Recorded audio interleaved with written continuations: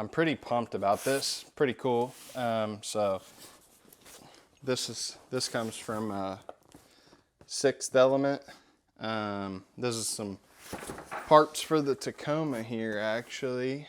And what do I do with my knife? I had a knife. There it is. So let's see what we got here.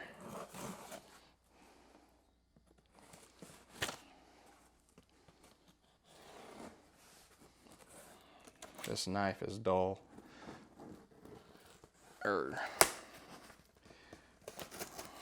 I'm just missing, oh, that tape. That stuff's really hard to cut for some reason. Like I said, that knife is pretty dull. I have cut a lot of stuff and haven't sharpened it ever.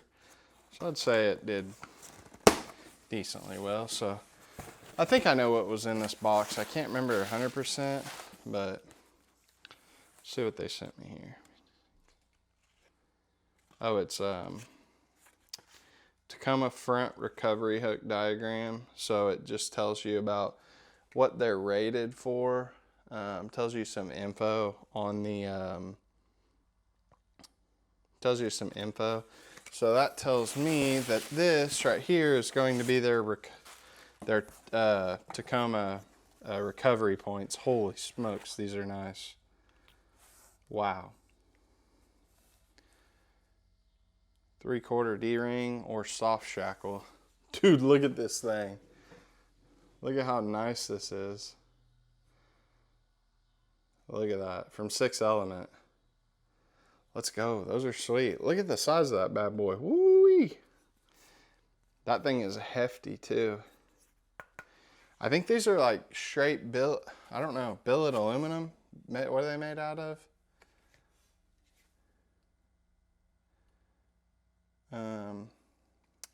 I'll be honest, I couldn't tell you. I don't see anything else in here on them, but holy smokes. Comes with all the bolts, all the hardware to install it, so that'll be in another video. We'll install that stuff. That's cool. And then let's see here. Oh, nice. Those are the rear. These are the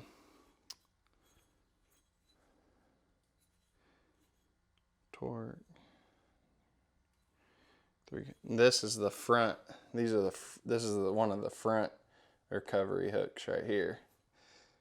So 6th Element was nice enough to just send these out to me. I reached out to them, and then we're going to do a little partnership, and they're going to help me with some stuff on the Tacoma build, and that's going to be really cool. Those are going to look really good on there. They haven't been red or black, and I'm not a huge fan of the red hooks that are on there as my voice cracks. I'm not a huge fan of the red hooks that are on there, so I was like, man, I'll be honest, if y'all will send me some black ones, that would be awesome. So that's pretty cool. Appreciate them for sending that out. And then I got one more big thing from them they sent me, and I'm really excited about this one. So this right here is their bread and butter. This is the 6th Element Toyota Tacoma cold air intake. I am so excited about this one.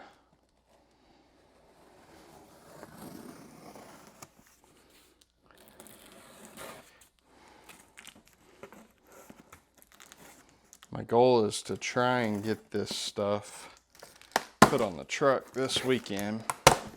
Make a video about that. Pretty cool. Oh, nice instruction. So as soon as you open the box, you got instructions right up top. One of their little cards they send you. Wow, that's cool. Their logo cut out on the styrofoam on top. And this thing is looks pretty damn sweet. Looks nice. I've read a lot about it. They put this cool plexiglass piece. As you can see, it's still got the protectant on there, but it's got their logo cut on it. It actually goes over the air filter. Yeah, it's got these super strong ass magnets. Those are strong magnets, but you've got your clamps, you've got your Couple of clamps in here. Clamps with your silicone. I don't even know.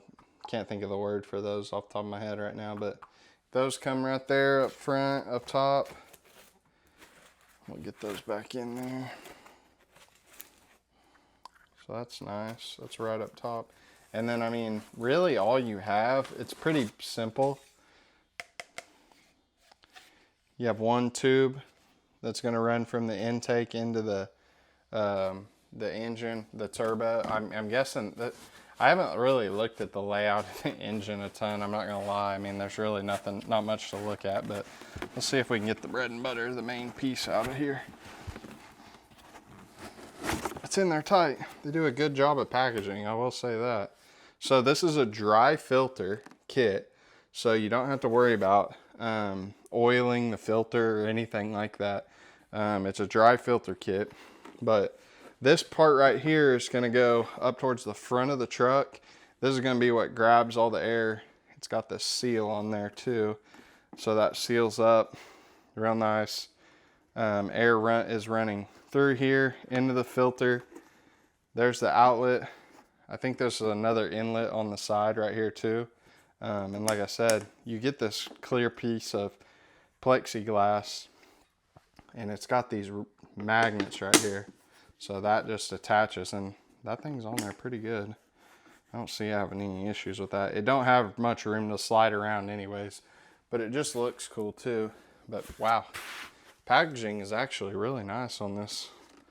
They do a good job, take care of their product. So, but yeah, just wanted to show you guys that on this fine Monday. That's how the whole thing right there is packaged pretty nicely. So appreciate them for sending that out. We'll get it on the truck hopefully this weekend, and then you know, do some testing and see how if it makes any improvements or anything like that.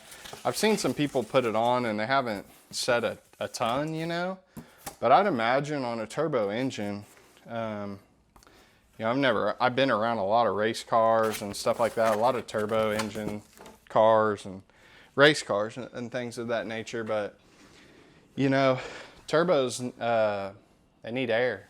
I mean, they gotta breathe, you know what I'm saying? So it really cannot be a bad thing to put that on there.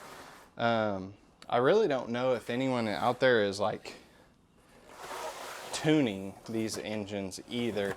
I will say this, you know, I'm probably 100 miles or so into my lift kit in 35s, and I have noticed that the fuel mileage is taking a hit, but I'm not too worried about it. It still gets better fuel mileage than what I had before, so there's a perk to it.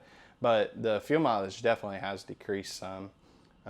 It's not too bad, but kind of sucks. But that's what you get: 2.5-inch lift and 35s. You're gonna go down in fuel mileage, so I'm not too worried about it. But we'll see if we can get this intake on there, see if it makes any kind of difference. It may not make a lick of difference. It may. So, I mean, it'd have to make some kind of difference. If it breathes better than the stock intake, turbos need air.